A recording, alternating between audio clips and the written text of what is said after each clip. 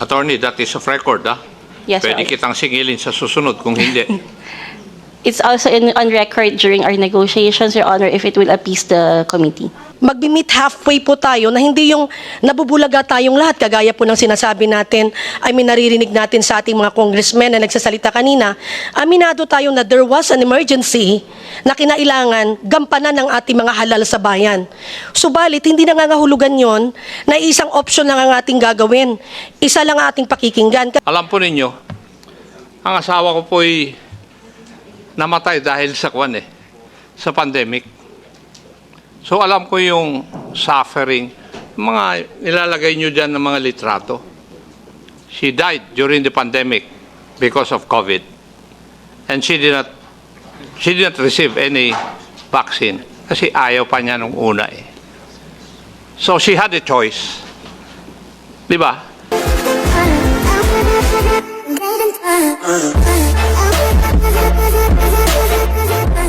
Attorney, that's why I mentioned that because we have an oversight function here. So I'd like to make a motion that we again call the DOH in the oversight committee on this, Yes. Mr. Chair. I make that motion right now.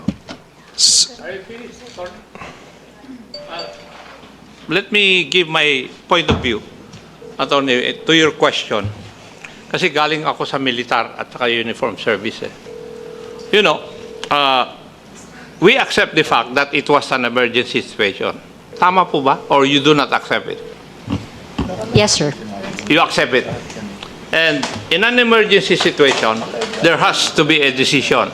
Otherwise, the outcome will be more disastrous. Would you agree with that? Yes, sir. Yes. And therefore, government has to act. Tama po? Even if there was a provision of law that says so, pag emergency, that law can be waived. Why? Because of the emergency situation. Government has to decide. Kasi kami, na naka-uniforme, pag nandun na kami sa battlefield, pag hindi kami nag-decide, mas malaki yung damage na nangyayari sa amin eh. That is why we say that a wrong decision is better than no decision at all. That Yes, was but where government was during that situation. Pwede pa tayo extend. Thank you, Mr. Chair. I just received a text that we can still extend like another 30 minutes. So go ahead, Congressman. Can we allow other members of the resource speakers to speak also? Please identify yourself and you are recognized. Good afternoon, Mr. Chair, and sa lahat po sa atin dito. I think what Attorney Bello was saying was that kung yung batas nga natin na RA 11525 na napakadaling maintindihan ng mga lehitimong mamamayang Pilipino ay hindi nga ginalang nitong ating mga ahensya ng gobyerno, how much more pa po kung yung magle-level up na siya into an international law. And Mr. Chair, bilang isang pastor at nagmula po sa Davao, nakabahagi po kami ng Lunas, Pilipinas, ang amin pong ipinaparating ay, maaari ho ba na maging kabahagi ang hanay namin sa Lunas, Pilipinas sa gagawing technical working group? Para lang sa gayon po, magbi-meet halfway po tayo na hindi yung nabubulaga tayong lahat, kagaya po ng sinasabi natin, naririnig natin sa ating mga congressmen na nagsasalita kanina, aminado tayo na there was an emergency na kinailangan gampanan ng ating mga halal sa bayan. Subalit, hindi nangangahulugan yon na isang option lang ang ating gagawin. Isa lang ang ating pakikinggan. Magbi-meet halfway po tayo na hindi yung nabubulaga tayong lahat, kagaya po ng sinasabi natin, naririnig natin sa ating mga congressmen na nagsasalita kanina, aminado tayo na there was an emergency na kinailangan gampanan ng ating mga halal sa bayan. Subalit, hindi nangangahulugan yon na isang option lang ang ating gagawin. Isa lang ang ating pakikinggan. Kagaya na lamang po sa hanay namin, nung minandatoryo po, yung minandatoryo ninyo, yung bakunahan, lalong-lalo na po yung pagpapatupad ng IATF, nakasaad naman po sa Section 12 ng RA 11525 na hindi po siya mandatoryo. Subalit, napilitan ho ang maraming kababayan natin na sumunod dahil sa kagustuhang makapaghanap buhay, kagustuhang may mga emergency na kailangan mapuntahan. So I think that was where our good lawyer Attorney Bello was coming from. Yun lang po. Thank you po, Mr. Chair. Mr. Chair, may I? Thank you. Alam po ninyo, ang asawa ko po'y namatay dahil sa sa pandemic. So alam ko yung suffering, mga nilalagay nyo dyan ng mga litrato. She died during the pandemic because of COVID. And she did not receive any vaccine kasi ayaw pa niya nung una eh. So she had a choice. Di ba? Kasi meron na yung Chinese vaccine noon eh. Sinovac. She did not avail of it because she wanted na yung gawa sa other countries other than China ang magamit niya. So, yung sinasabi po ninyo, ako nga pabor doon sa ginagawa ng gobyerno noon eh. Why? Kasi maganda lang tayo magsalita ngayon yung diferensya because we were not there. Hindi tayo ang decision maker nung panahon na yon. Pero if you were in the shoes of government, would you have done otherwise, Pastora? Would you have done otherwise? Mr. Chair, what I am saying is, hindi kami tutol na nanindigan o gumawa kayo ng hakbang para po papasukin ang bakuna dito sa ating bayan. What we are trying to say was that kung yung simpleng pong batas na kayang maunawaan ng mga elementary grades natin ng mga kabataan sa Pilipinas na hindi kaya ngang masubstantiate na maipatupad ng maayos, how much more po kung papasok tayo dun sa isang panibagong international law na kagaya po ng sinasabi ng mahal nating attorney na nagmula sa DOH, binibigyan niya tayo ng assurance na talagang sisiguraduhin daw nila na hindi yung sobereintiya natin hindi maisasaalang-alang. Subalit, ang tanong natin, hindi pa nga tapos yung technical working group ninyo, nagsasabi na kayo na ipapasa nyo sa Senado. Pangalawa, may nauna ng statement ang ating Secretary ng Department of Health na they are 100% in support. So parang, saan tayo papasok dun kung hindi pa pala tapos pero meron ng commitment? That's all, Mr. Chair. Mali po yata yung intindi nyo, Pastora. Hindi naman po nila sinabi na ipapasa doon sa Senado. Ang sinasabi po lang namin ay lahat ng tratado na pipirmahan ng ating bansa, dadaan sa scrutiny ng Senado because that is what the law says. Number two, the Secretary of Health, I'm not defending him. The Secretary of Health did not say 100% na support. May mga condition nga siya eh. Kaya nga binasa ko eh. There are conditions that he stated for his country's support to the pandemic treaty. That treaty is supposed to be balanced. It will operationalize equity. So may mga conditional. Kaya hindi 100%, Pastora. You better read that.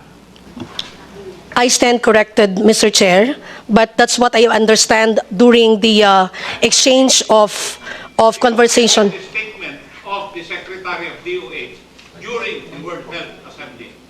Binasa ko, I quoted it. And I have a video of that also. Yes, correct. Thank you so much. I saw it. You showed it to me. Okay. Dr. Landrito. Sige, go ahead. Yes, I would like to address this to Honorable Congressman Acop.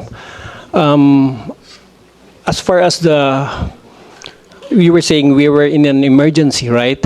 But CDCPH, There was an official declaration of an emergency situation in Yes. our country.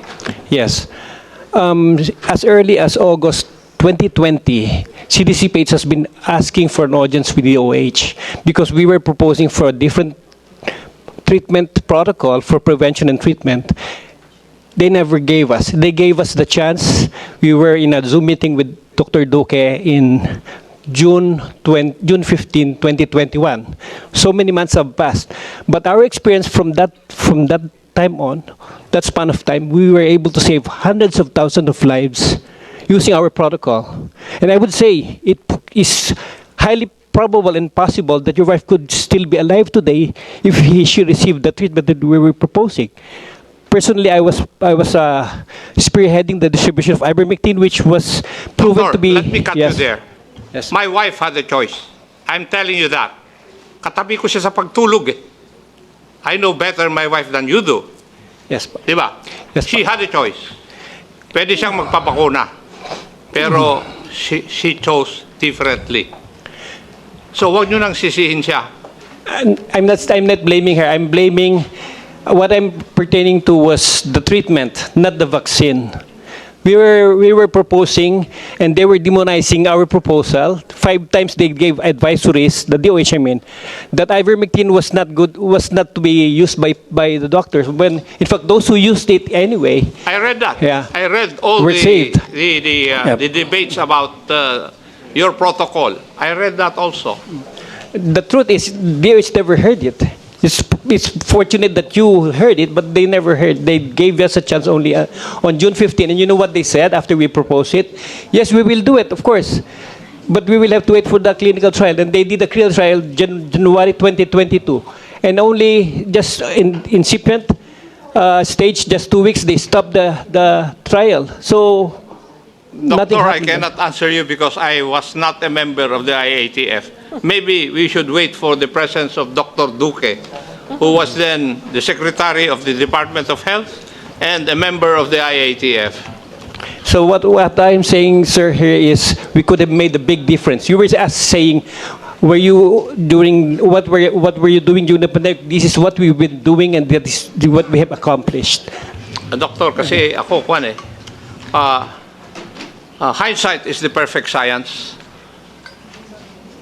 I think you know what I mean. Thank you so much. Sige, Sally. Then I will be asking yung sa Bureau of Quarantine. Kasi may question sa iyo si Congressman Acop eh.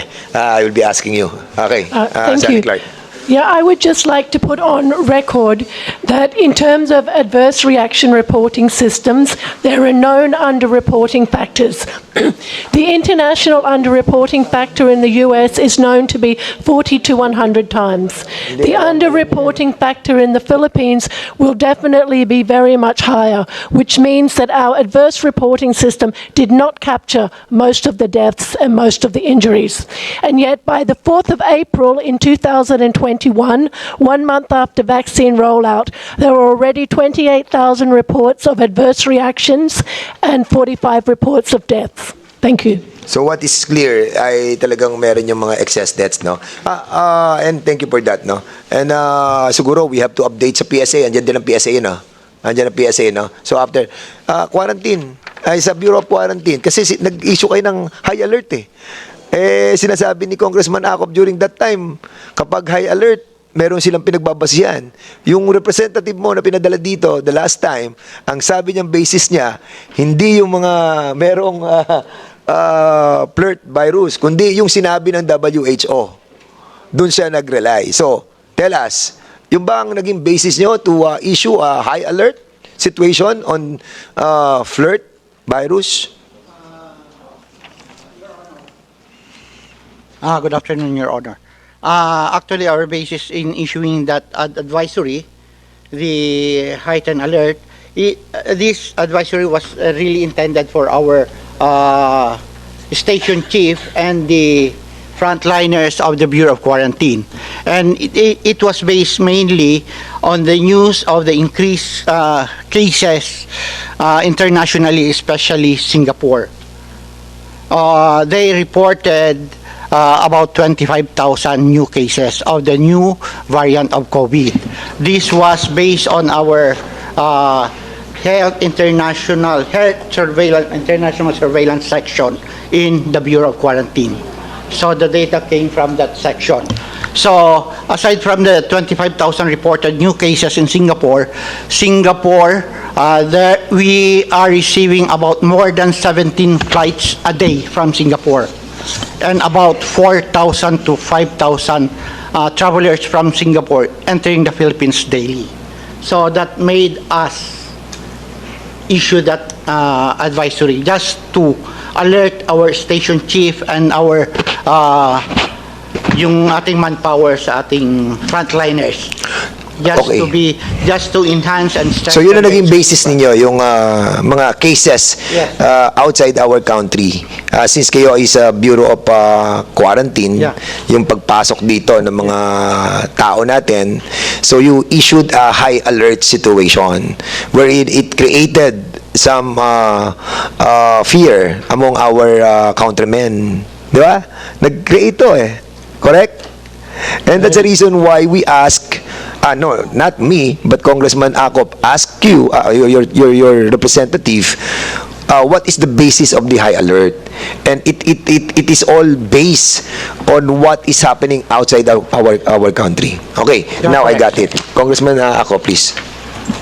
May I ask the Bureau of Quarantine representative, ang basis po ninyo is because of the number of affected personnel in the country, Singapore? Yes. Tama po ba? I've been there. I arrived from Singapore last Saturday. Wala naman ako nababasang ganun eh. Doon. Walang bulletin lahat doon. Namasyal kami doon sa napakalaki nilang airport. Walang sinasabi. People were not wearing masks. Some people were because voluntary yung kanila. There was no sign of any alert in Singapore. Pero Saka, tayo, may alert tayo, heightened alert. Now, before you answer do sa query ni Congressman, I would like to substantiate his experience in Singapore as well. Because prior to his departure to Singapore, I was in Singapore. And I even called Congressman Acop when I was in Singapore. So, prior to his departure to Singapore, he told me that he's going to Singapore. Now, ngayon lang, ngayon ko lang na-realize that nung pumunta kami doon, talagang walang notice of anything, walang mga face mask, pagpasok mo doon, ang bilis, paglabas mo doon, ganun din, and even the people who are roaming around, talagang makikita mo that there was no panic or fear or anything about what we have issued high alert situation of this country. Sige, Congressman Acop. Kaya ako po tinatanong yung representative nyo nung last hearing. Kasi I do not know what the people or what you want the people do or follow during a heightened alert. Yun po yung gusto kong malaman. Ano ba dapat ang gusto nyo mangyari sa mga tao during a heightened alert? When you declare a heightened alert? Actually, as I mentioned earlier, sir, the intention of that advisory is for our people sa frontliners and our chief at the stations, just to enhance their yung screening nila sa mga borders po natin, just to heighten and enhance their screening process, just to be strict in reviewing yung e-travel, yung health declaration checklist that is found in the e-travel portal, and the usual thermal scanning at the borders. Although this virus is considered mild, low ang kanyang virulence, it could create havoc sa ating mga immunocompromised people, yung mga may sakit. This can cause severe infection and even death for immunocompromised people. Could you not have done it otherwise so that it would not have caused some sort of a little panic on the part of the populace? Kasi intended for your frontliners, sabi po ninyo eh. Yes. But it has affected the citizens of this country. It was not intended na mag-leak po sa media, but it happened. Kaya ngayon nga ang tanong ko eh, what do you expect of us, the citizens, to do during a declaration of a heightened alert? Yun po yung gusto kong malaman.